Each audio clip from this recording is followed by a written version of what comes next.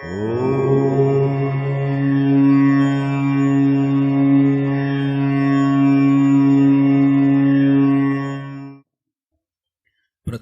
सूर्य जैन धर्म के आदिनाथ कथा प्रारंभ करते हैं। नमो अरिहंताणं, बोलिए। नमो सिद्धाणं, नमो आयरीयाणं, नमो उवज्झायाणं, नमो लोवे सव्वसावुणम्।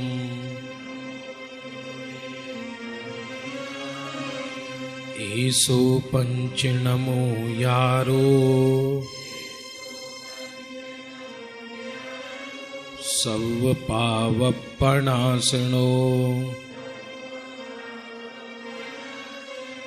मंगलाणं च सव्वेसिं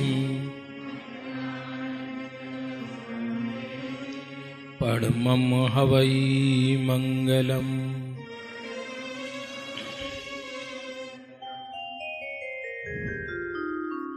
काल चक्र की अविरल प्रवाह में एक कल्प काल में एक अवसर्पणी और एक उत्सर्पणी काल होता है, जिसके अंतर्गत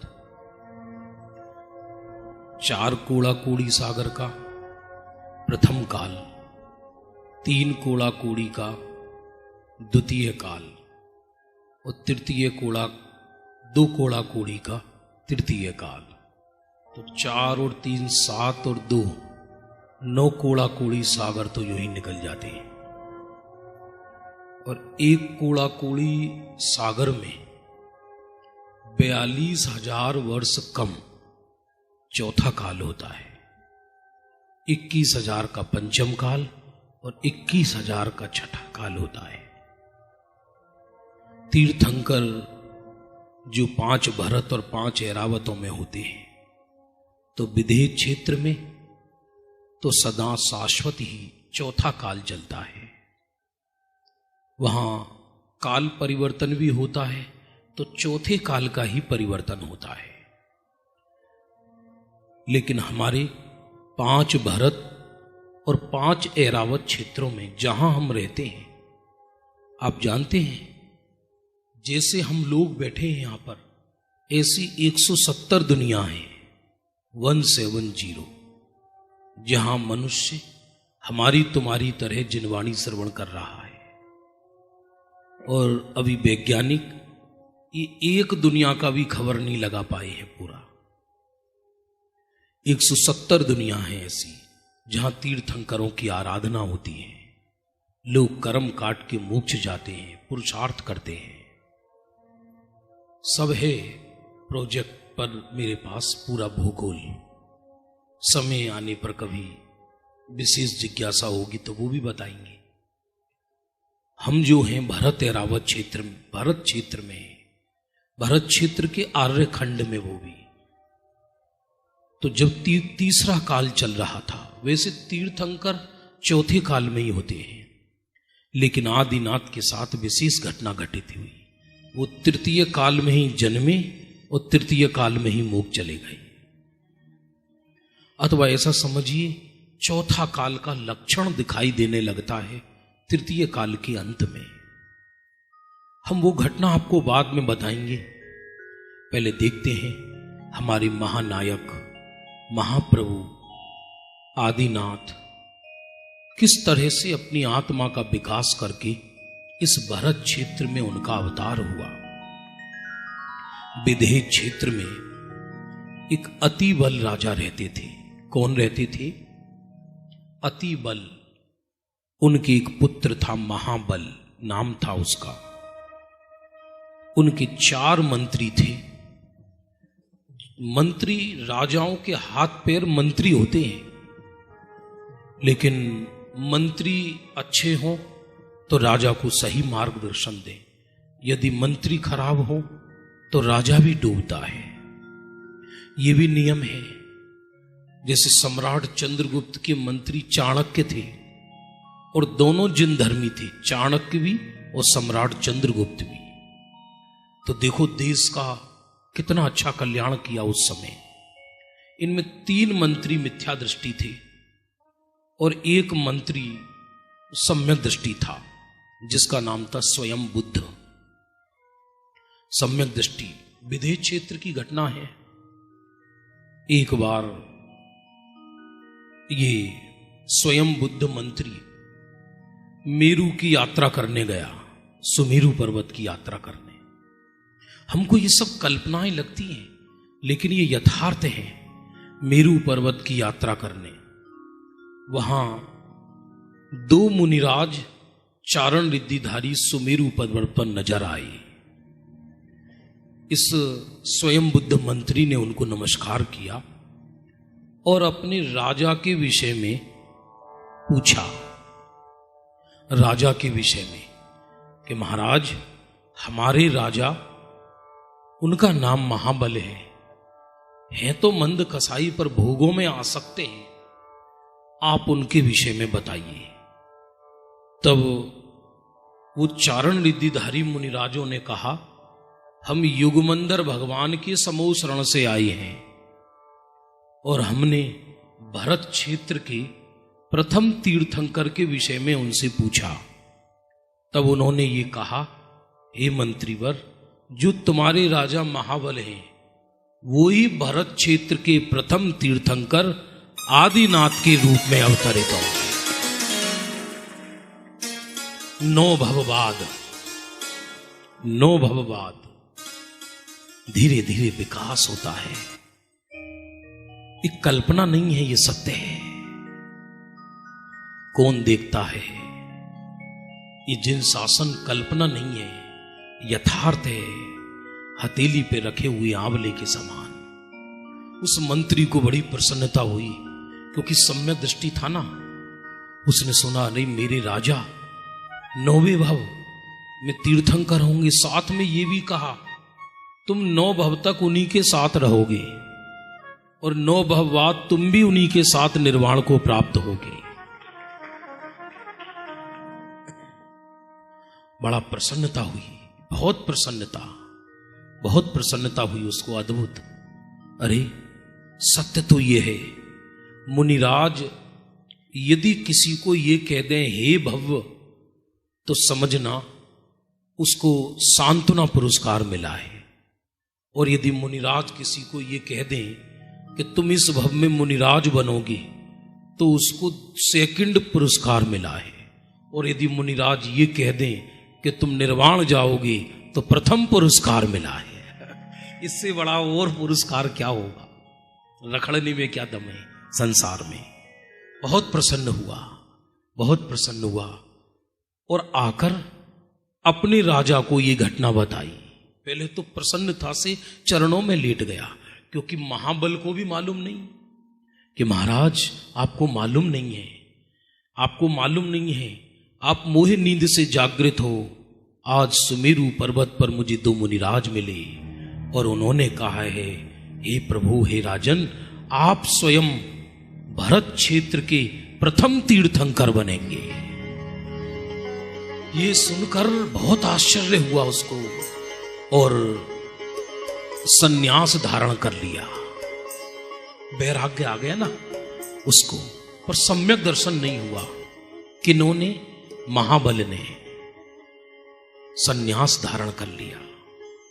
अंत में ध्यान देना, धन सामग्री आदि तो सबकी छूटेगी, पर अंतर इतना है कि ज्ञानी देकर मरते हैं, अज्ञानी मरकर देते हैं। देंगे तो दोनों ही। सन्यास तो ले लिया पर सम्यक तो नहीं हुआ, और देह छोड़कर ईशान स्वर्ग में ललितांग नाम का देव बना। क्या बना? ललितांग नाम का देव। आप महापुराण पढ़ने जाओगे तो कथा समझ में नहीं आएगी, कई 1000 पेज का है। उसको शॉर्ट रूप में बीच में उपदेश को गायब करके उस कथा को दिमाग में सेट करना पड़ता है, फिर उसके बिंदु लिखने पड़ते हैं, तब वो प्रस्तुत होता है, वरना समझ में ही नहीं आए। इतनी नगरी, ये उनकी कुल परंपरा, ये वो ऐसा कि तो माथा खराब हो जाए। वो हर किसी के बस की बात नहीं रहता। ईशान स्वर्ग में ललितांग देव, वैभवी वैभव, वैभवी वैभव, वैभवी वैभव, वैभवी वैभव, इतना वैभव। एक एक देव की कम से कम 32 देवांगनाएं होती हैं, व्यंतरों की, भूतों की भी। भवनवासी और स्वर्ग का देव हो तो फिर ठिकाने क्या है। देवियां ही देवियां होती है। वहां खांसी जुकाम नहीं होता, वहां कोई किसी का तिरस्कार नहीं करता, हॉस्पिटल नहीं होते वहां पर, जच्चा बच्चा केंद्र नहीं होते वहां पर, कोई वैसी व्यवस्था नहीं होती, वहां कोई खाना कमाना नहीं है, वहां दुकान नहीं चलाना। ईशान स्वर्ग में देव बना जाकर वहां पर उसको एक देवी मिली। देवी तो बहुत थी उसके पास, एक देवी उसको बहुत प्रिय थी। उसका नाम था स्वयं प्रभा। क्या नाम था? और वो इतनी प्रिय थी उस देव को, 24 घंटे उसी के साथ रहता था, दिन रात। और मेरुओं की धर्म भी करने जाता था, वंदना करने जाता था, मेरु की परिक्रमा लगाता था, तीर्थंकरों के उपदेश सुनता था, पर उसका प्रेम नहीं छूटता था उसे। सत्य जीवन का हम न कभी पता लगा सके, खोजते रहे सदा नहीं न पंथ पा सके, खोजते रहे सदा मगर न पंथ पा सके।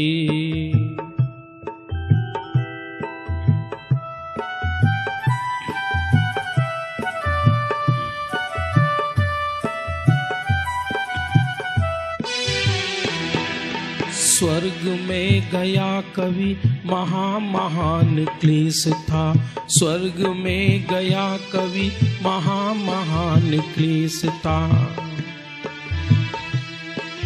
भोगों में मूर्छित था, भोगों में मूर्छित था, भोग की ही आग था, भोग की ही आग में। अरे घूमते रहे मगर सगी न पंथ पा सके, घूमते रहे सदा मगर न पंथ पा सके, घूमते रहे सदा मगर न पंथ पा सके।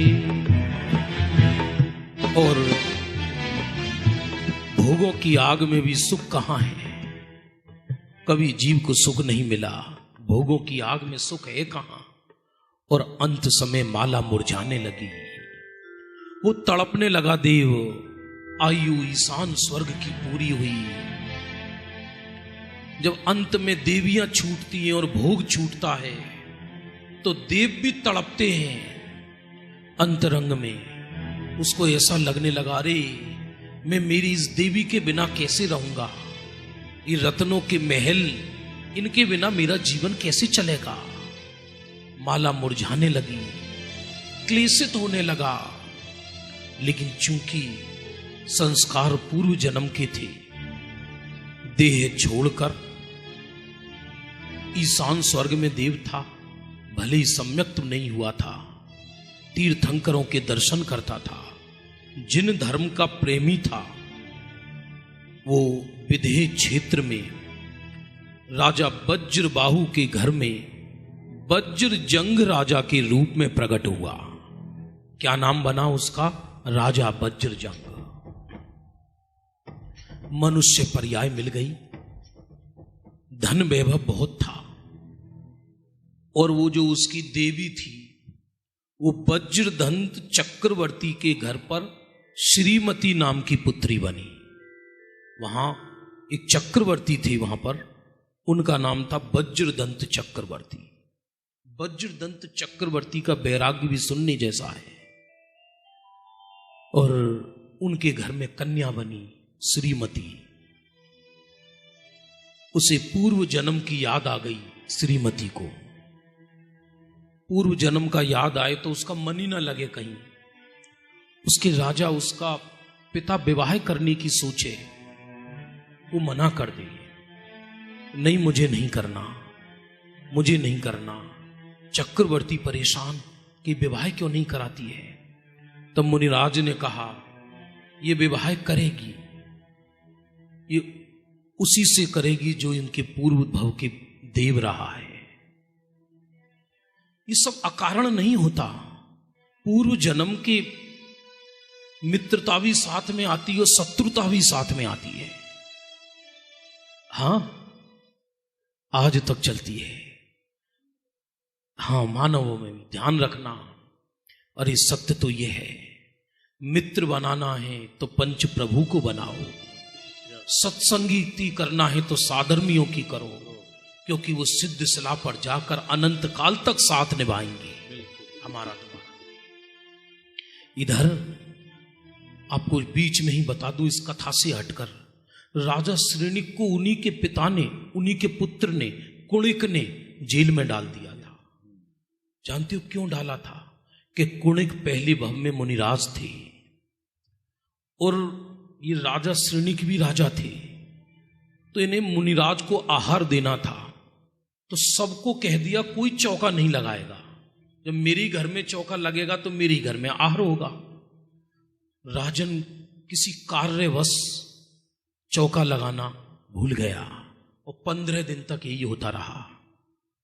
तो नगर के लोग गालियां देने लगे राजा को, देखो कैसा मूर्ख राजा है, न खुद आहार देता है, न मुनिराज को दूसरों को देने देता है, कहीं मुनिराज का देह न छूट जाए। ये बात मुनिराज के कान में पड़ी। बोले क्या है? बोले राजा, ये राजन किसी को आहार नहीं देने देता और खुद भी चौका नहीं लगा रहा। तो मुनिराज को अंदर से क्रोध आया, निदान बंद किया, सारी तपस्या नष्ट हो गई कि मैं अगले भव में इस राजा का पुत्र बन के इसका मरण करूं। तो उनके घर में राजा श्रेणिक के कुणिक के रूप में पैदा हुआ। हाँ, ये घटना है।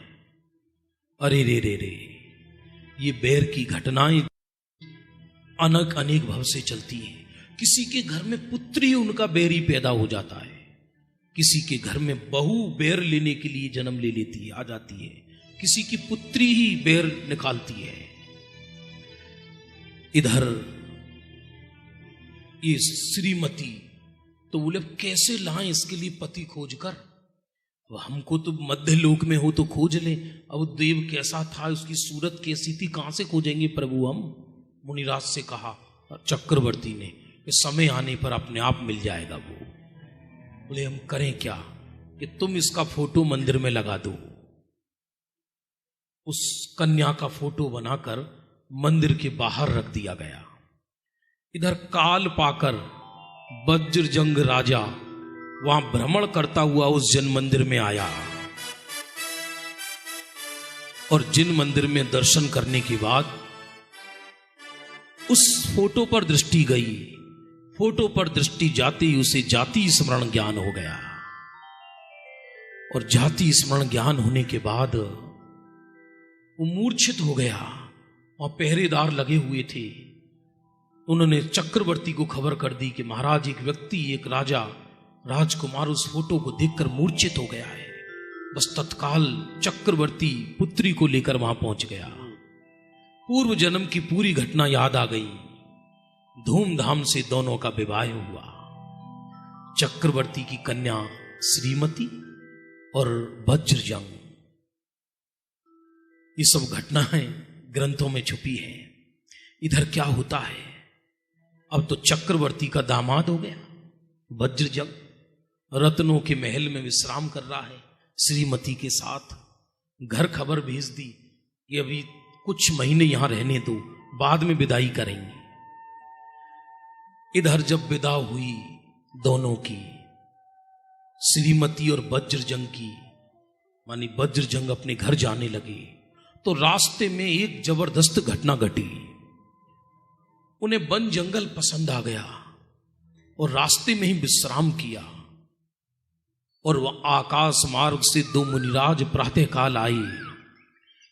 इधर श्रीमती आहार बना रही थी, भोजन आहार, और ये नियम है, जिस आहार में से किसी संयमी को यदि विभाजन ना हो तो उस आहार को अभक्ष्य कहा।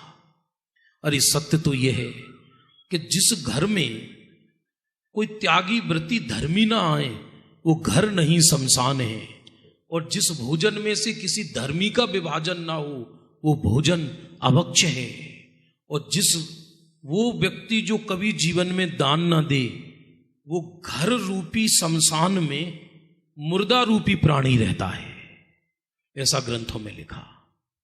और इधर उस श्रीमती ने देखा मुनिराज को, हे स्वामी नमोस्तु नमोस्तु अत्र तिष्ठो तिष्ठो आहार जल शुद्ध है। प्रसन्नता से इधर वज्रजंग प्रातःकाल स्नान ही किया था, सुबह का 9 साढ़े 9 बजे का समय था। भक्ति भाव पूर्वक दोनों मुनिराज को आहार दान दिया। ऐसा लिखा है ग्रंथों में, एक बार कोई भावलिंगी मुनिराज को आहार दे दे तो नियम से निर्वाण को प्राप्त होता है। नियम से, भले 1 2 4 भव लगे, नियम से जाता है। इधर 4 पशु और एकत्रित हो गए आहार दान को देखने के लिए। कौन कौन थे वो? सिंह, बंदर, सूकर और नेवला। आपने देखा होगा चित्र जगह जगह लगे हुए हैं, बहुत जगह भोजनालयों में ही चित्र लगे हुए हैं। सिंह, शेर भी देख रहा था, बंदर भी देख रहा था, सुअर, नेवला हाथ जोड़कर उस आहार की विधि को देख रहे थे। अरे आपको पता है, यदि कोई एक दाना भी, एक कण भी किसी धर्मी को इस बुद्धि से दे दे कि ये शुद्ध आहार खाएगा तो इसका शरीर टिकेगा, जिससे इसकी रत्नत्रय की वृद्धि होगी, इस परिणाम से दे दे तो साक्षात देने वाला रत्नत्रय प्राप्त करता है इसके फल में। ये साधारण बात नहीं है। वो मुनिवर ऐसे महान उपकारी होते हैं। वे मुनिवर कब मिली है उपकारी, वे मुनिवर कब मिली है वे मुनिवर कब मिली है उपकारी, वे मुनिवर।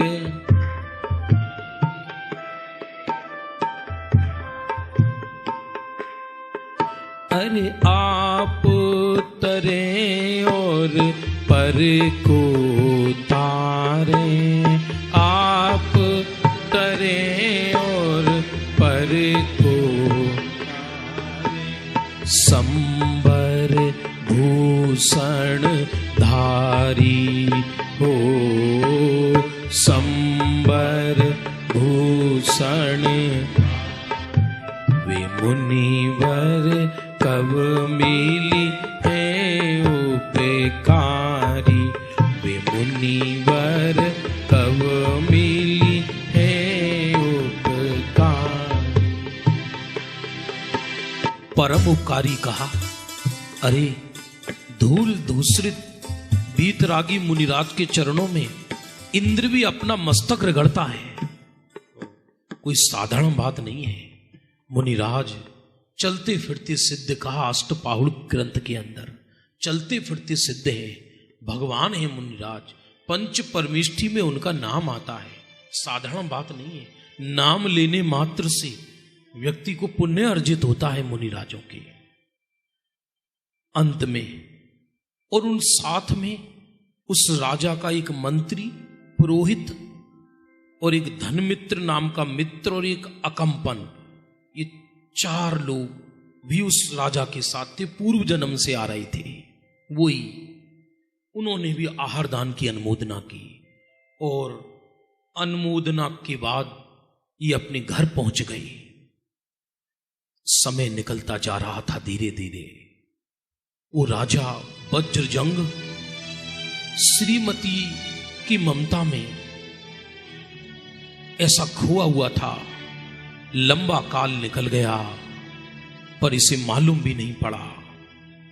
एक दिन रत्नों के महल में राजा वज्रजंग श्रीमती के साथ शयन कर रहा था।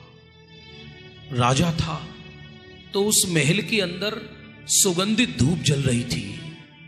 वो सुगंधित धूप से उसमें धुआं घुट गया। रात्रि के समय दरवाजे नहीं खुले और दोनों का दम घुटने लगा। बहुत परेशान, बचाओ बचाओ का शोर मचाया। चारों तरफ ऐसे प्राण घुटने लगे। अरे रे, चक्रवर्ती की कन्या, पुण्यवान राजा, कौन बचाए? जिसकी आयु जिस प्रकार जाती हुई सर्वज्ञ भगवान ने अपने दिव्य ज्ञान में देखा है। अहो, भोग का साधन ही मौत का साधन बन गया। वो सुगंधित धूप उससे दम घुटने लगा। चूंकि धूप कमरे में भर गई तो दरवाजे भी ना खुले और वज्र की दीवारें थी, इसलिए बाहर भी आवाज ना जाए। और तड़पते तड़पते तड़पते तड़पते दोनों ने प्राण छोड़ दिए। आयु क्षय हो गई। मनुष्य आयु भी व्यर्थ में चली गई। लेकिन चूंकि मुनिराज को आहार दान दिया था और जो जीव एक बार भी सम्यक बुद्धि से सम्यक पात्र को दान दे दे, उसकी कभी कुगति नहीं होती। वो दोनों जीव मरकर भोग भूमि में पैदा हुए। कहां पर? भोग भूमि कुछ तो होती है अस्थिर भोग भूमि, कुछ होती है स्थिर भोग भूमि। तो 2.5 द्वीप में शाश्वत भोग भूमि कितनी है?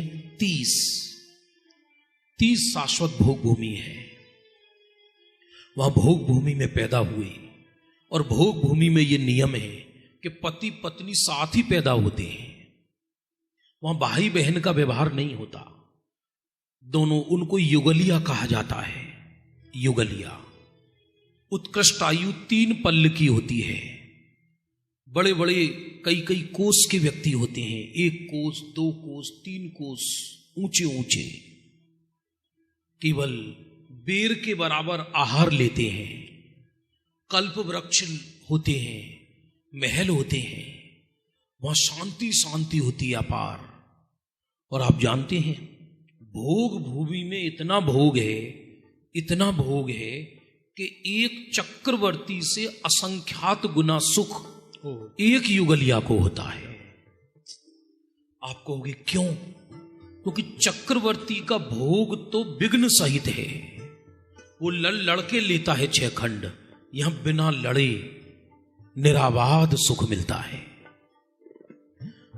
समय जा रहा था धीरे धीरे भोग भूमि में।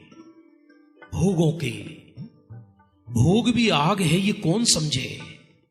ध्यान देना, जिस दिन भोग में दुख नजर आने लगे, भोग के काल में दुख नजर आने लगे, उसी दिन समझना कि हमें मोक्ष मिलने वाला है। मोक्ष की शुरुआत हो गई है।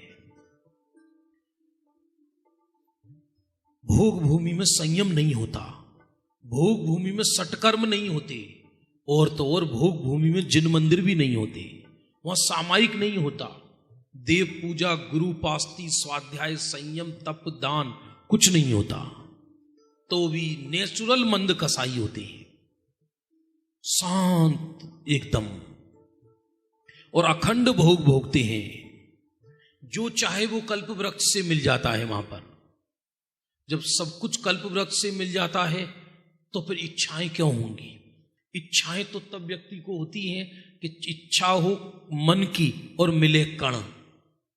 वहां चोरी नहीं होती, वहां चकारी नहीं होती, वहां सब अपार सुखी सुख है।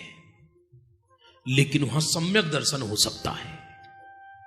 सम्यक्त्व एक ऐसी चीज है कि चारों गतियों में हो सकता है।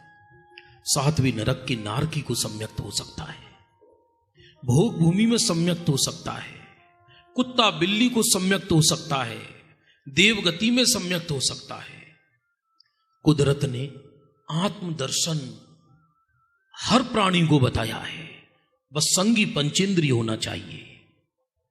इधर वो दोनों भोग भूमि वाले मुनिराज, कर्म भूमि वाले, जिनको आहार दान दिया था, ये आकाश से विहार करते हुए जा रहे थे। रास्ते में भोग भूमि पड़ी। इनको दिव्य ज्ञान से मालूम पड़ा कि ये जिन्होंने हमको आहार दिया था वो इस भोग भूमि में अभी भोगों में आ सकते हैं। वो मुनिराज दोनों नीचे उतरे और आकर उन दोनों युगलियाओं के सामने खड़े हो गए।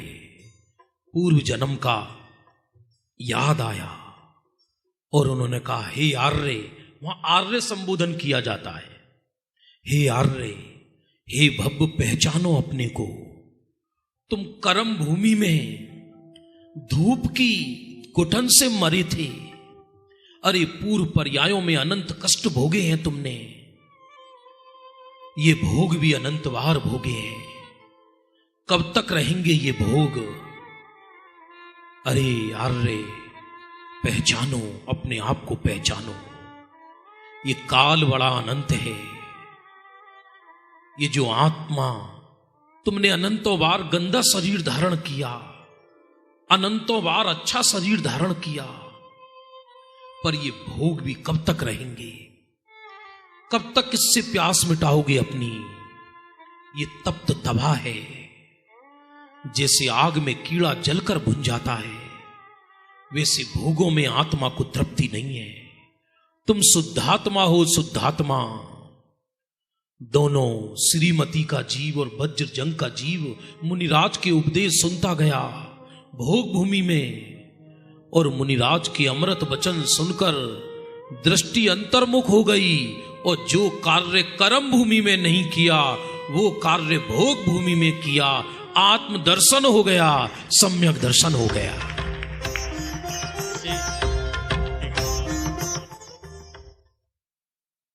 आपका जीवन सबका यहाँ से शुरू होता है, जागृति।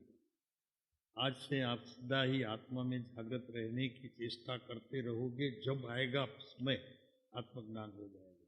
क्योंकि आज का ये कथा कहते हैं ना, अपने क्या संजय जी नाम बताओ, एक देवता आए अपने को बताते हैं, कहाँ सुने थे कभी? इतनी उम्र में है कोई ऐसा वीर कि ये कथा सुनी थी? आदिनाथ भगवान को तो बहुत माना, पुराण में भी नहीं है वो चीज़, आज आपके सामने आई। आप आज का भाग्य है ना, आपका बहुत बड़ा होने वाला है। समझो कोई ऐसी चीज आई है अपने सामने, सब मिलेंगे, मगर ये ढंग नहीं होगा, ढंग बदल जाएंगे। और मुनिपद के बाद मुक्ति की बातें करो। अब बहुत हो गया संसार, अंतर्मुख हो गए। अब तो भव के अभाव होने का समय शुरू हो गया। उल्टी गिनती शुरू हो गई। 9 भव में से 3 भव चले गए। सम्यक दर्शन हो गया। ये उल्टी अभी भी, हाँ, अभी उल्टी उल्टी शुरू हो गई। क्योंकि संसार का वमन हो रहा है, हाँ, और सम्यक दर्शन का जन्म हो रहा है। हाँ, 1-2 से शुरू करोगे तो कोई एंडलेस जाएगा, हाँ, और 10 से शुरू करोगे तो 0 पहुंचेगा ही, 0, हाँ, उल्टा पहुंचेगा। हाँ, आज बढ़िया चीज। इधर आयु पूरी हुई और मरकर दोनों दूसरे स्वर्ग में देव बने। आप कहोगे मनुष्य क्यों नहीं बनी? क्योंकि ये नियम है, भोग भूमि के जीव नियम से स्वर्ग जाते हैं और वो भी दूसरे स्वर्ग से ऊपर नहीं जाते। आपको हो सकता है प्रश्न कि यदि मिथ्या दृष्टि देव हो तो कहां जाएगा? मिथ्या दृष्टि भोग भूमि का जीव हो तो भवनत्रिक बनता है, भवनवासी, व्यंतर या ज्योतिष। और यदि सम्यक दृष्टि भूमि का जीव हो तो दूसरे स्वर्ग, पहले या दूसरे, इससे ऊपर नहीं जाता। नरक तो उनको होता ही नहीं। अब तो सम्यक दर्शन हो गया था, लेकिन दोनों थे साथ। और अब वो जो श्रीमती का जीव था, जो उसकी पत्नी थी, अब वो स्वयं प्रभा देवी नहीं रहा, स्वयं प्रभुदेव बन गया, क्योंकि स्त्री पर्याय छिद गई। अब स्त्री पर्याय नहीं रही। पहले पति पत्नी थे, अब दोनों मित्र बन गए।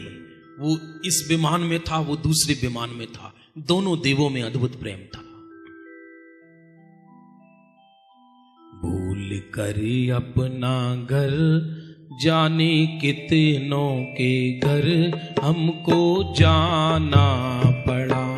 भूल कर अपना घर जाने कितनों के घर हमको जाना पड़ा।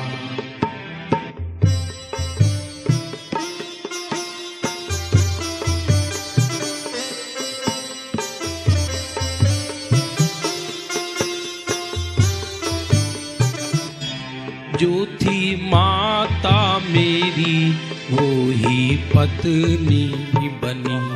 जो थी माता मेरी वो ही पत्नी बनी। जो थी पत्नी मेरी वो ही बहना बनी।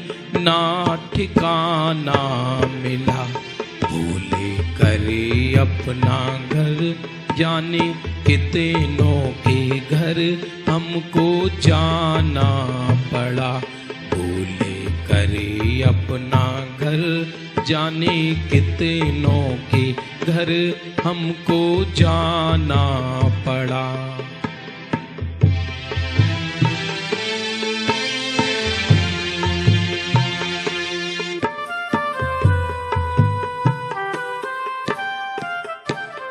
आराधना तो की थी लेकिन अपूर्ण आराधना थी। अपूर्ण आराधना के फल में स्वर्गों की भोग की आग में फिर से झुलस गया। आयु को तो पूरी होना ही था। ये नियम है, जहां आत्मा का पूर्ण आश्रय नहीं होता, काल भी उसका साथ नहीं देता, वो सुख सुविधाएं फिर से छूट गई। माला मुरझाने लगी, लेकिन मुरझाने पर भी अब इतना कष्ट नहीं था जितना पहला था।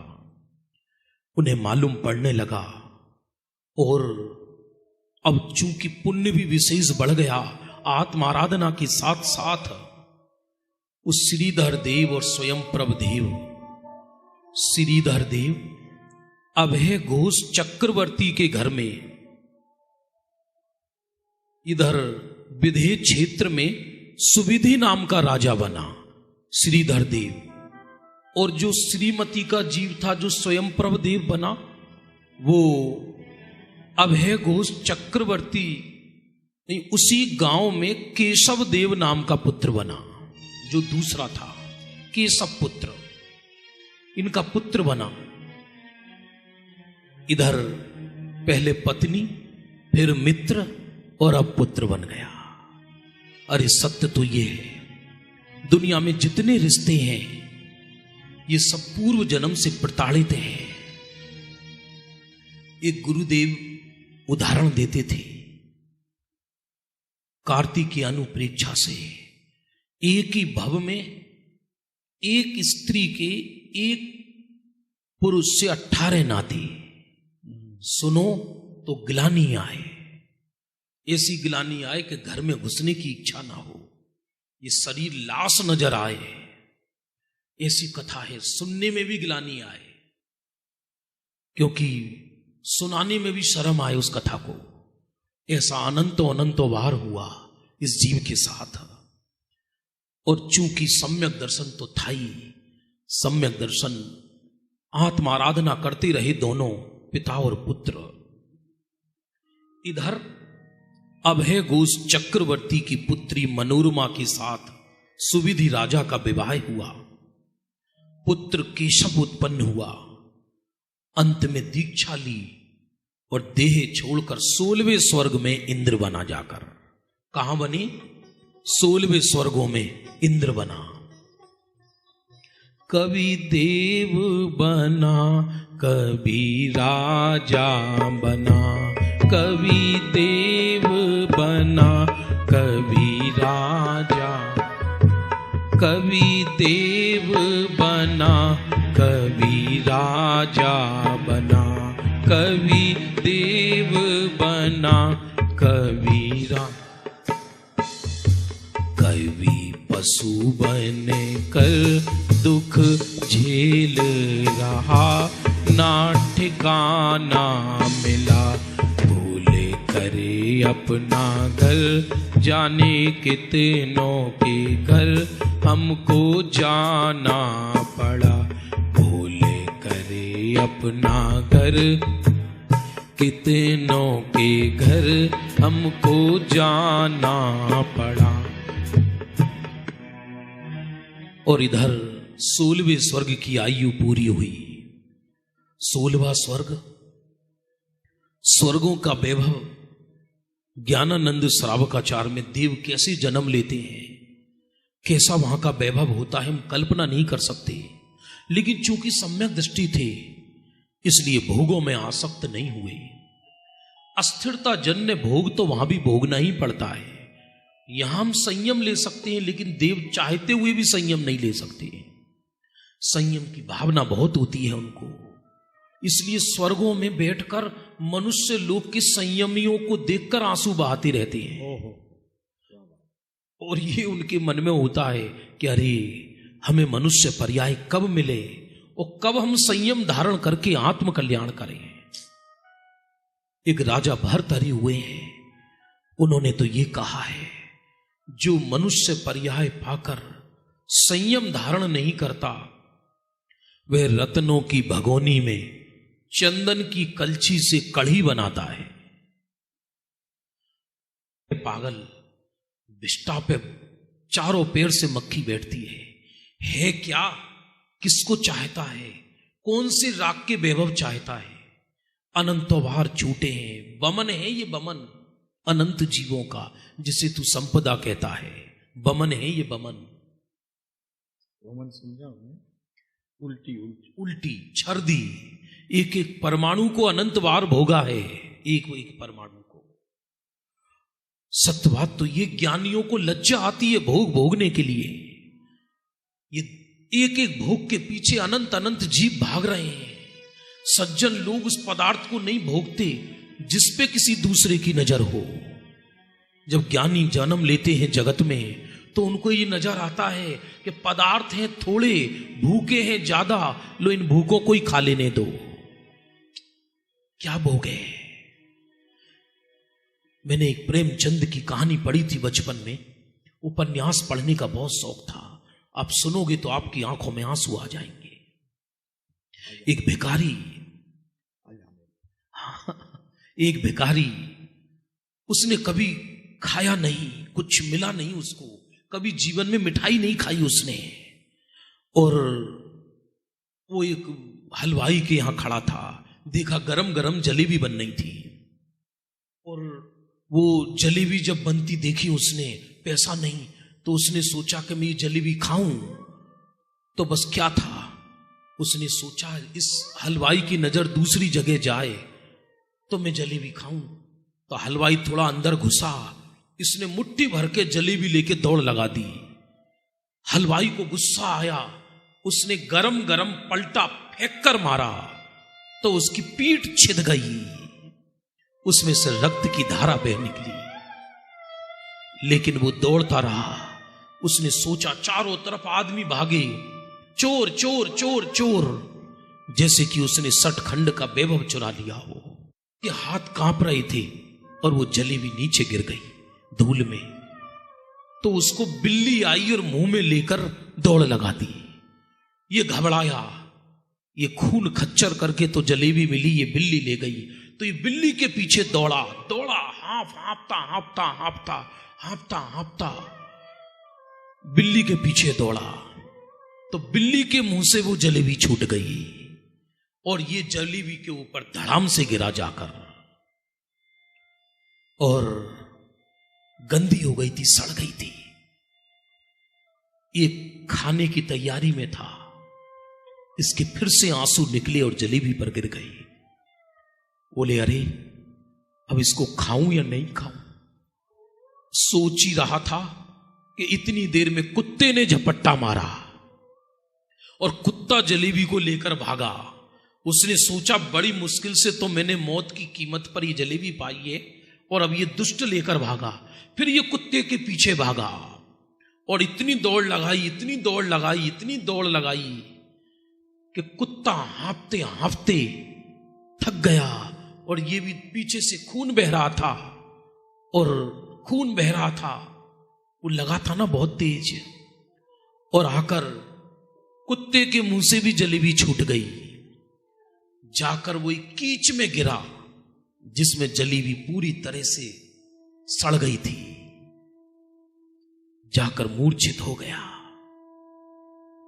उसने जलेबी को कस के पकड़ लिया और जैसे ही जलेबी को मुंह के पास लाया वो कांप रहा था, खून निकल रहे थे, तत्काल ही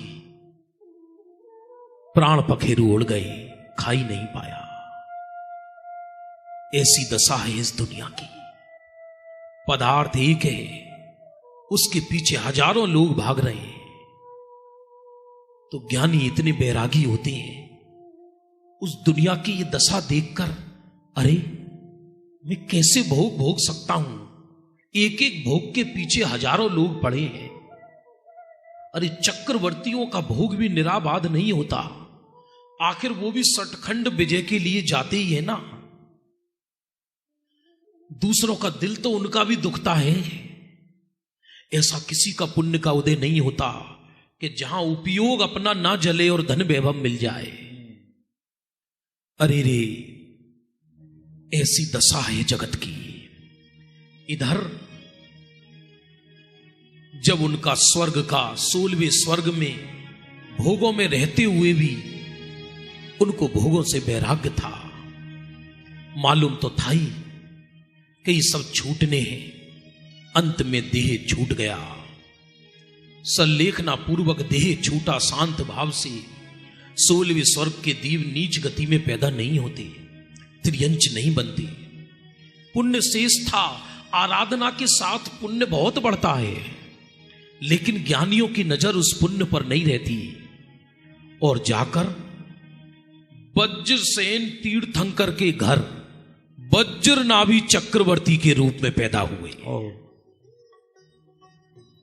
तीर्थंकर के घर, स्वयं तीर्थंकर होने वाले तीर्थंकर के घर में पैदा हुए। नाम था वज्र नाभि चक्रवर्ती। वज्रदंत अलग है जो पहले हुए, ये वज्र नाभि चक्रवर्ती। और जो इनका साथी था वो श्रीमती, फिर स्वयं प्रभदेव बना, फिर पुत्र बना। इसी नगरी में किसी सेठ के यहां धनदेव नाम का पुत्र बना। इनका नहीं, अभी मिलने जा रहे हैं सब। हाँ, इधर जब चक्रवर्ती के तो 6 खंड का वैभव होता है, 7 रत्न 14 महानिधि होती हैं। तो चक्रवर्ती के नियम से एक गृहपति रत्न भी होता है। रत्न होते, स्त्रियों को भी रत्न कहा वहां, और गृहपति को जो पूरे घर की व्यवस्था देखता है। पुण्योदय से पूर्व जन्म के प्रेम बस वो धनदेव इस चक्रवर्ती का गृहपति रत्न बना, और इन्होंने पूर्व जन्म के कारण बहुत प्रेम था आपस में।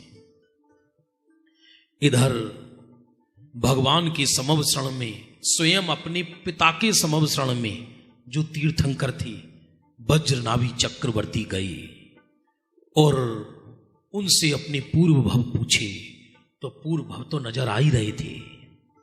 तब वज्रसेन चक तीर्थंकर ने वज्रनाभि चक्रवर्ती को कहा, मात्र मोक्ष जाने के लिए तुम्हारे 2 भव शेष बचे हैं, मात्र 2 भव, और इसी भव में तुम सर्वार सिद्धि जाओगे और वहां से चयकर भरत क्षेत्र की वसुधा जो लाखों वर्ष से भोग की आग में जल रही है, मुक्ति के मार्ग बताने वाले प्रथम तीर्थंकर आदिनाथ के रूप में अवतरित लोग हैं।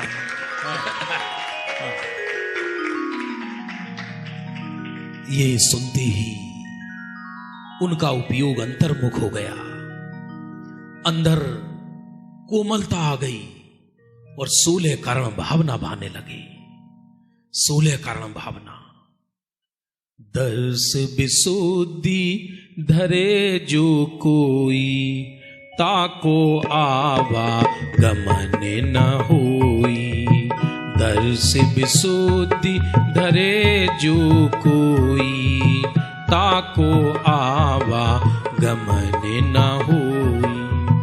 ध्यान देना, 16 कारण भावनाओं में भी 2 भावना प्रधान है, 3 भावना। जो यदि 3 भावना किसी के भी हो तो तीर्थंकर बनना सहज है। ऐसा मत समझना यहां भी कितने तीर्थंकर के जीव बैठे होंगे। नरक में भी असंख्यात तीर्थंकर प्रकृति बांधकर नरक में असंख्यात जीव पड़े हुए हैं, तीसरे नरक में, क्योंकि तीसरे नरक से निकलने वाले जीव भी तीर्थंकर बन सकते हैं। स्वयं लक्ष्मण के जीव, स्वयं श्री कृष्ण के जीव तृतीय नरक में है और वहां से निकलकर तीर्थंकर बनेंगे। रावण स्वयं नरक में है, वहां से निकलकर तीर्थंकर बनेंगे। विराधना की तो की, लेकिन बाद में आराधना भी की। ये एक समय की पर्याय दूसरे समय की पर्याय को अड़ती न थी। कोई विराधक है तो आराधक भी हो सकता है। इधर और वो 3 भावनाएं कौन सी है मुख्य? एक दर्श विशुद्धि, एक वात्सल्य और धर्म प्रभावना। प्रेम इतना कि तीनों लोक के जीव उसके हृदय सागर में समा जाएं। हमारा तुम्हारा प्रेम लौकिक है, ज्ञानियों का प्रेम पारलौकिक होता है। लौकिक अब नहीं रहेगा। हाँ, अब नहीं रहेगा लौकिक का। आज आप आए हैं ना, जो सुनाए हैं इसमें लव नहीं रहेगा। हाँ, पूछो सबको। हाँ, सही बात है। पूछो पूछो पूछो। पारलोक, वो ज्ञानी अपनी पत्नी को भी साधर्मणि की तरह देखता है। वो ये सोचता है कि अरे मेरे साथ ये रहने वाले जो जीव हैं ये नरक निगोद में ना चले जाएं, इसलिए वो उनको भाई बंधु कम नजर आते हैं, उनको भगवान ज्यादा नजर आते हैं। क्योंकि एक ज्ञानी ये नहीं चाहता कि मेरे साथ रहने वाला दूसरा जीव की अधोगति हो जाए, वो कभी नहीं चाहेगा। ज्ञानियों में कभी ऐसा भाव नहीं होता। तभी तो तीर्थंकरों के साथ कितने कितने जीव मोक्ष चले जाते हैं, जिसकी आप कल्पना नहीं कर सकते। क्यों चले जाते हैं? ये भगवंतों का पंथ निराला है, इसकी कल्पना नहीं कर सकते। वात्सल्य इतना और धर्म प्रेम की भावना इतनी कि अरे तीनों लोक के जीव इस तत्व ज्ञान को समझे। ये जीव जगत में देह में आसक्ति के कारण दुखी है, इस परमार्थ तत्व को समझे जगत के जीव, ये भावना होती है उनकी। लौकिक प्रेम जगत में अन्य को नजर आ सकता है, किसी को किसी के प्रति ज्यादा, लेकिन उसमें लौकिक स्वार्थ होता है। क्या पड़ी थी 2 मुनि राजों को कि जो वन जंगल में शेर के जीव को संबोधन करने गए। वहां कोई सभा नहीं होती, वहां कोई माइक लगा नहीं होता, वहां सच्चा उपदेश होता है। जैसे एक मां बच्चे को निस्वार्थ प्रेम करती है, वो ये नहीं सोचती कि ये बालक मेरे को बड़ा बनकर जगत की पटरानी बनाएगा। जैसे मां को निर्वांछक प्रेम होता है बच्चे से, वैसे ज्ञानी को दूसरे जगत के जीवों के प्रति अपार वात्सल्य होता है। धर्म प्रेम की भावना कूट कूट कर भरी रहती है। अरे ये जिन शासन का झंडा कभी झुक ना पाए, ऐसी उनकी भावना रहती है। तभी तो ये अविरल रूप से जिन शासन बहता है, जिसकी कल्पना नहीं कर सकते। बस 16 कारण भावना भाई, और दोनों ने कुबेर के वो जो पुत्र था, जो धनपति बना था सेठ का, और ये वज्रनाभि चक्रवर्ती, एक दिन वज्रनाभि चक्रवर्ती अपनी 96,000 रानियों के साथ वन जंगल में कीड़ा करने गए। ज्ञानी था तो था, रानियों को जहर थोड़ी दे देता। अब ब्याह कर लाया है तो सब सुविधा तो करेंगे ही। 24 घंटे ज्ञानी कोई धूल लगा के थोड़ी बैठे रहते घर में। यदि राजा है तो राजा के ढंग से ही तो रहेंगे। लोगों को क्या लगता है, ये बड़ी समस्या है। माने ज्ञानी माने पत्थर की तरह बैठा रहता होगा, ऐसा नहीं है। अरे ऐसा भी हो सकता है 10 बच्चों की माँ हो और बर्तन मांजती हो और 3 भव में मुख चली जाए, ऐसा भी हो सकता है, मे बी पॉसिबल। और ऐसा हजारों ग्रंथ में उदाहरण आए हैं। राजा हो, रत्नों के आभूषण पहनता हो और हजारों कन्याओं से विवाह हुआ हो, और हो सकता है भेद विज्ञान के बल से मुनि बने और उसी भव में कर्म काट के मोक्ष चला जाए। असंख्यात ज्ञानियों के असंख्यात तरह के औदैहिक परिणाम होते हैं। क्या बोला? असंख्यात ज्ञानियों के असंख्यात तरह के औदैहिक परिणाम होते हैं। इसलिए 2 ज्ञानियों के औदैहिक परिणाम न्यारे न्यारे हो सकते हैं। घर में हो तो भी हो। हाँ, जम्बू स्वामी 4 कन्याओं ने जबरदस्ती विवाह कर लिया और वो कहा कि नहीं, हम तुम्हारे बिना आत्महत्या कर लेंगे। तो उनके पिता ने कहा जम्बू स्वामी से, तुम इनको मन रख लो, तुम शादी कर दो। कि बापू मेरे अंदर राग ही नहीं है, मैं क्या करूं, मैं इन पत्थर की मूर्तियों को लाके करूंगा क्या, कल को ये दुखी होंगी। तो उन्होंने कहा नहीं, हमें स्वीकार है। और वो इतनी सुंदर थी, उन्होंने सोचा कि जब हमसे विवाह कर लेंगे ये, तो ऐसा होगा नहीं कि इनमें राग पैदा ना हो। वो कन्याओं ने विवाह किया रत्नों के महल में। जिस दिन विवाह हुआ हो सर्वांग सुंदर कन्याओं से, वो भोग सैया पे सामायिक कर रहे हैं, धन्य हैं जम्बू स्वामी। और वो 4 कन्याएं हाथ जोड़कर जम्बू स्वामी से पूछ रही हैं, हम में कुछ कमी है क्या स्वामी? कि कमी तुम में नहीं, कमी हम में है, हम संसार के अयोग्य हैं और तुम हमें माता नजर आती हो।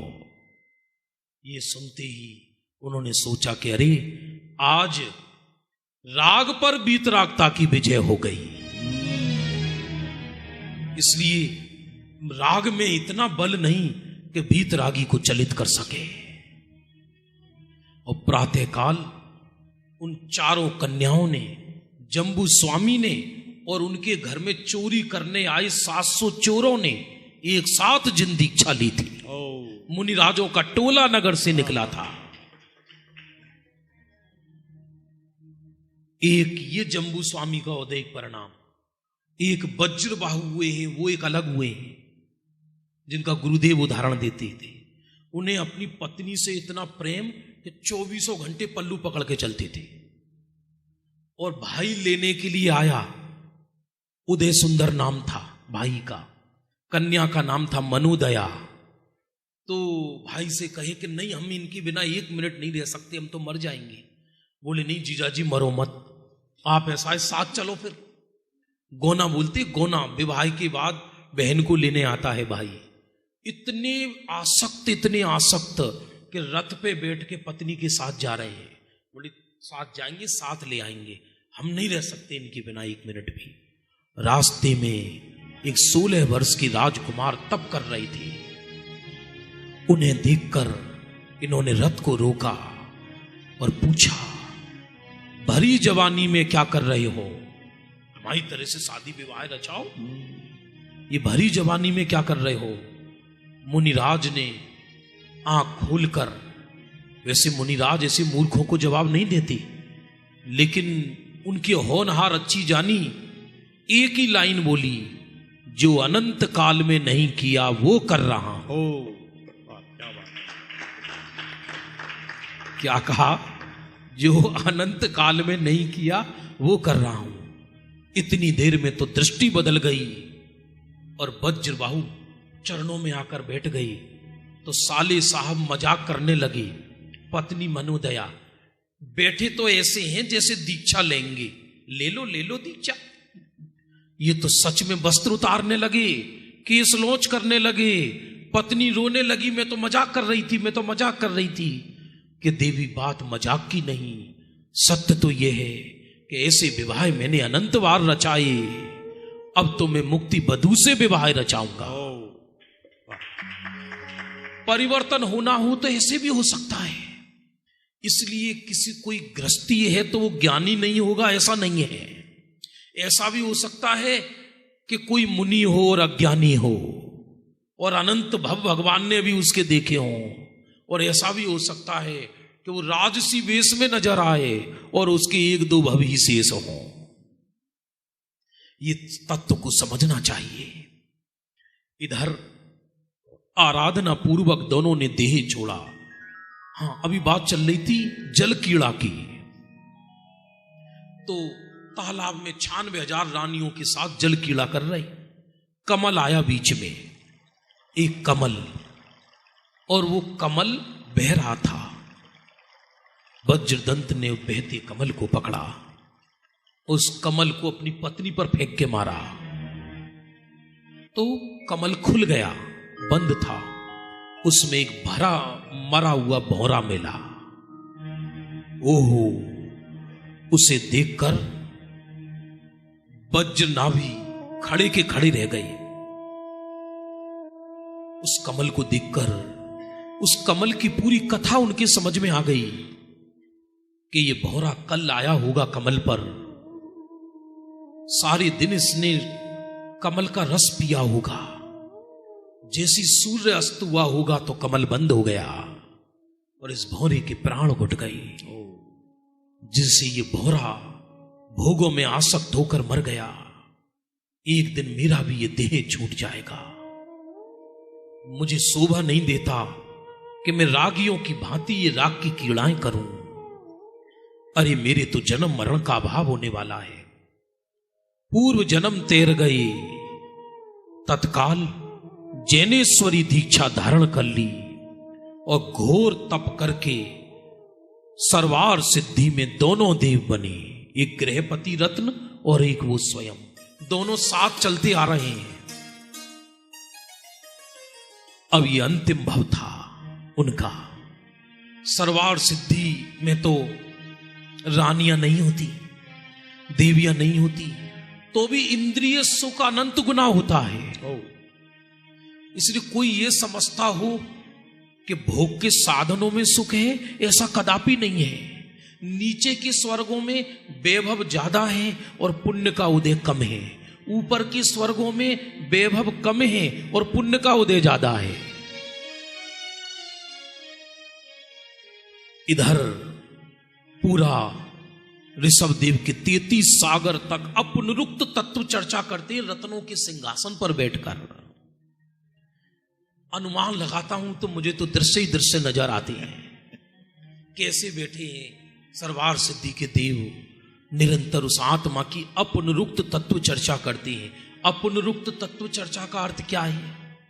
एग्जाम्पल के लिए, जैसे देवों ने परस्पर कहा कि आत्मा में आनंद गुण है, इसके बाद उस वाक्य को 33 सागर तक रिपीट नहीं करते। अपनुरुक्त तत्व चर्चा निरंतर। इस तरह से ऋषभदेव के जब 33 सागर पूर्ण हुए तो इस भरत क्षेत्र की वसुधा पर तृतीय काल चल रहा था और यहां महाराजा नाभि राय और मरु देवी अंतिम कुलकर थे। कुलकर समझते? ये दोनों साथ पैदा हुए थे, मरु देवी और नाभि राय साथ पैदा, क्योंकि उससे पहले कर्म भूमि थी नहीं। तो जिसके भी गर्भ में तीर्थंकर आएंगे तो कर्म भूमि का जीव होना चाहिए। इंद्र को मालूम पड़ा कि महाराजा नाभि राय और मरु देवी के घर में आदिनाथ का जीव आएगा, तो इंद्र ने उनका औपचारिक विवाह समारोह संपन्न किया, क्योंकि दोनों साथ ही पैदा हुए थे। क्योंकि अब इनको कर्म भूमि का जो बनाना था।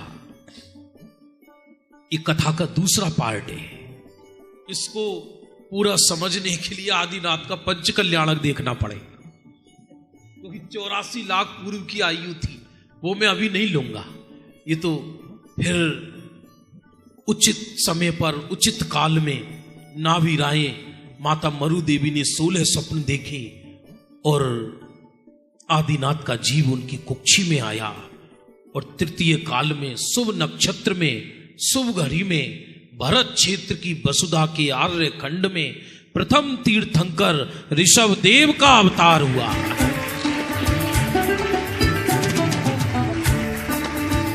वो तीर्थंकरों की परंपरा के प्रथम तीर्थंकर थे। संक्षिप्त में इतना बता देता हूं, उनकी कुल आयु 84 लाख पूर्व की थी। कितनी? पूर्व 84 लाख पूर्व। एक पूर्व में कितने वर्ष होते हैं? 76,56,000 करोड़। 76,56,000 करोड़ वर्ष एक पूर्व में। क्या कहा? 76,56,000 करोड़ वर्ष, करोड़ वर्ष एक पूर्व में। और ऐसे कितने पूर्व की आयु थी उनकी? 84 नहीं, 84 लाख पूर्व। अभी भी समझ में नहीं आया होगा, अभी समझाता हूं, फिर से सुनना। 76,56,000 करोड़ लिखो एक स्थान पर। कितना? 76,56,000 करोड़ एक स्थान पर लिखिए। और ऐसे को 84 लाख जगह लिखो।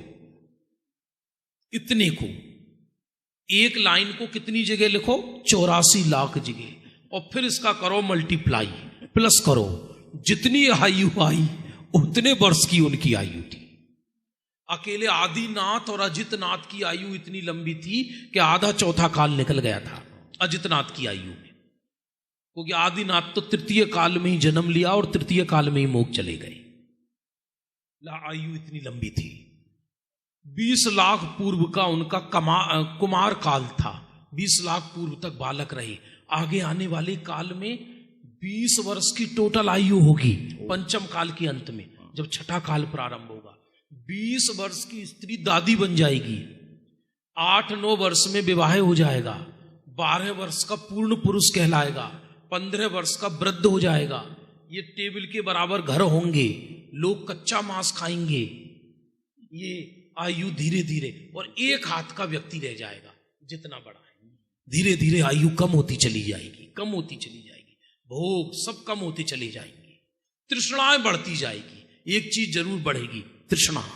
पहले क्या था कि भोग पुण्य ज्यादा था और तृष्णा कम थी। आने वाले काल में ये सब घट जाएगा और तृष्णा बढ़ जाएगी।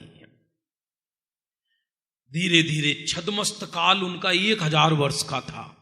संयम काल उनका 1 लाख पूर्व का था। नीलांजना का नृत्य देख रहे थे तो वो पूरी घटना, वो सेकंड पार्ट है। कैसे उनका जीवन व्यतीत हुआ, कैसे उन्होंने राज्य सभा लोगों को कर्म भूमि का पाठ पढ़ाया। उनका विवाह किन कन्याओं से हुआ? उनका विवाह हुए ना 2, नंदा और सुनंदा नाम की 2 कन्याओं से उनका विवाह हुआ। ब्राह्मी सुंदरी उनकी पुत्री थी जिनको उन्होंने विद्या सिखाई। 80 मसी कृषि वाणिज्य शिल्प कला 60 कर्म का उपदेश दिया। उससे पहले राजा ही नहीं थे, उससे पहले कुछ था ही नहीं। लोगों को जीना भी सिखाया और लोगों को मोक्ष का मार्ग भी बताया।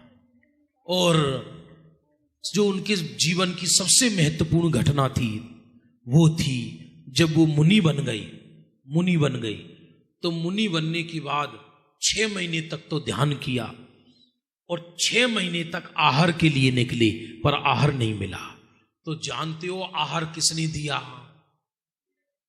किसने दिया? राजा श्रेयांश ने। राजा श्रेयांश और सोमप्रभ दोनों भाई थे। उसमें राजा श्रेयांश कौन बने? वही जो हर भव में उनके साथ चली आ रही है। पहले वो स्वयं प्रभा देवी थी, फिर चक्रवर्ती की कन्या श्रीमती नाम की पत्नी बनी उनके साथ, फिर पत्नी के बाद स्वयं प्रभ नाम का देव बना, फिर उनका पुत्र बना, फिर वणिक के घर पुत्र बन के उनके धनपति नाम का मित्र वो गृहपति बना, फिर जाकर देव पर्याय में 7 देव बना और अब जाकर राजा श्रेयांश बना। तो ये मुनिराज आदिनाथ आहार के लिए निकले। राजा आदिनाथ से तो सबको प्रेम था, अब ये मुनि बन गए। तो उस समय लोग भोले बहुत थे। उस समय मंद कसाई नहीं थी लोगों में, जेल नहीं हुआ करते थे उस जमाने में। बहुत शांत लोग होते थे, एकदम पुण्यवान लोग थे। तो राजा मुनिराज आदिनाथ आहार के लिए डेली ऐसा निकले तो लोग सोचे ये मुनिराज आदिनाथ डेली निकल रहे हैं, अब इनको हम क्या दें? तो लोग अपनी कन्याओं को लेकर आते थे, महाराज ले जाओ। कोई धन लाता था, कोई दौलत लाता था, कोई रत्नों को लाता था, लेकिन मुनिराज आदिनाथ गर्दन झुकाकर चले जाते थे। ये समझ में नहीं आ रहा कि आहार किसके यहां होगा। तो राजा श्रेयांश को उस रात्रि में स्वप्न आया कि अरे ये राजा, ये मुनिराज आदिनाथ तो 7 भव पहले, 8 भव पहले मैं इनकी पत्नी था और ये मेरे पति थे, और पूर्व की और हमने दोनों ने चारण रिद्धिधारी मुनिराज को आहार दिया, क्योंकि उससे पहले किसी को आहार ही नहीं दिया गया। ये पहली घटना है आहार देने की और दान देने की।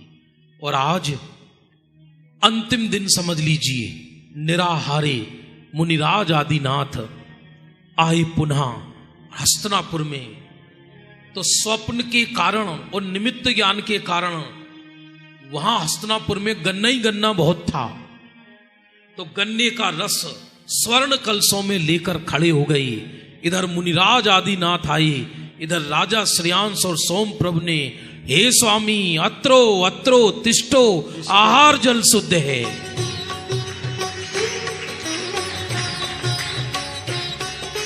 इसलिए हस्तिनापुर में दान तीर्थ कहलाया। हस्तिनापुर राजा श्रेयांश सबसे बड़े पहले दातार कहलाई। पहले दातार जो तीर्थंकर को आहार दे, वो भी आदिनाथ को। और पूर्व की घटनाएं देखो आप, गजब। वो इच्छू रस का आहार लिया, इच्छू रस का। आज भी हस्तिनापुर में गन्ना ही गन्ना होता है, चारों तरफ गन्ना ही गन्ना होता है। और बाद में वो भी राजा श्रेयांश भी उसी भव से मुनि बन के कर्म काट के मोक्ष गए। आदिनाथ ने 1000 वर्ष तक तप किया, बाद में केवल ज्ञान पाया। उनके समवसरण में 3,50,000 आर्यकाएं थी। कितनी? 84 गणधर थे, सारे उनके पुत्र गणधर बन गए उनकी सभा में। पूर्वधारी 8,750 थे। हाँ, एक व्यक्ति था जो भगवान की सभा में नहीं आया। कौन था? उनका ही पोता मारीची। कमाल हो गया, वो उनकी सभा में नहीं आया। भरत जी डेली पूजन करें, भरत जी डेली पूजन कर रहे हैं पिताश्री की, लेकिन मारीची, देखो परिणामों की विचित्रता। और प्रथम तीर्थंकर के घर में ही 24वें तीर्थंकर खेल रहे थे, लेकिन अभी उनका काल लंबा था। लेकिन उन्हें आदिनाथ की कोई विरोधी नहीं था मरीची, क्योंकि तीर्थंकर का विरोधी कोई नियम से नहीं होता। लेकिन वो उनके समवसरण में जा नहीं पाए। भरत जी ने आदिनाथ से पूछा, प्रभु मेरे पुत्र, आपके पौत्र ये दिव्य ध्वनि का पान करने क्यों नहीं आते? तब मुनिराज केवली आदिनाथ ने ये कहा कि चक्रवर्ती सुनो, अभी उनका अब संसार शेष है, वो अंतिम तीर्थंकर भगवान महावीर बनेंगे। उस समय घोषणा हो गई। पूर्वधारी 8,750, 9,000 अवधि ज्ञानी थे, 4,150 उपाध्याय थे।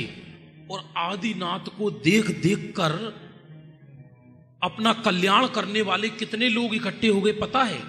आदिनाथ को देख देख कर छपक श्रेणी चढ़ने वाले 20,000 केवल ज्ञानी उसमें बैठे थे। माने 20,000 लोगों को केवल ज्ञान हो गया, अन्य को, और जो आदिनाथ के साथ बैठे हुए थे सभा में केवल ज्ञानी हो गए। 12,750 वादी मुनिराज, 20,600 विक्रियाधारी, 12,750 मनप पर ये ज्ञानीधारी, श्रावक 3 लाख, श्राविका 5 लाख, और कुल उनके समवसरण से दीक्षा लेकर मोक्ष जाने वाले थे 60,900 जीव। कितने? 60,900 जीव। अनुबद्ध केवली 84 थे उनके समय में। बहुत उनका पूरा जीवन वृतांत आदिनाथ का सुनना हो वर्तमान भव का तो वो अलग ही है। ऐसे आदिनाथ प्रथम तीर्थंकर हजारों लाखों करोड़ों अरबों खरबों वर्ष पहले वेदों में आज भी आदिनाथ की चर्चा आती है। वो पढ़ने जैसा है। हमने तो अपनी सामर्थ्य के अनुसार संक्षिप्त में आदि प्रभु की थोड़ी सी एक उनकी चर्चा करके अपनी जिह्वा को पवित्र किया है। उनके गुणगान कौन करे। इंद्र भी थक गए। लंबी चर्चा में तो महीनों लगते हैं, पूरी स्टोरी सुनने में जीवन धन्य होता है। हम उसी आदिनाथ के वंशज हैं, क्योंकि अनुमान ज्ञान से सिद्ध होता है कि हमारे पिताजी के पिताजी के पिताजी आदिनाथ के समय थे। आप कहोगे कैसे थे? आप ही बताओ, आपके पिताजी के पिताजी थे या नहीं थे? बोलो। तो पिताजी के पिताजी के पिताजी कुंद कुंद के समय थे या नहीं थे? तो उनके पिताजी के पिताजी महावीर के समय थे या नहीं थे? तो फिर उनके पिताजी के पिताजी के पिताजी वासु पूज्य के समय थे या नहीं थे? तो फिर उनके पिताजी के पिताजी आदिनाथ के समय थे या नहीं थे? तो हम आदिनाथ के वंशज कहलाए या नहीं कहलाए?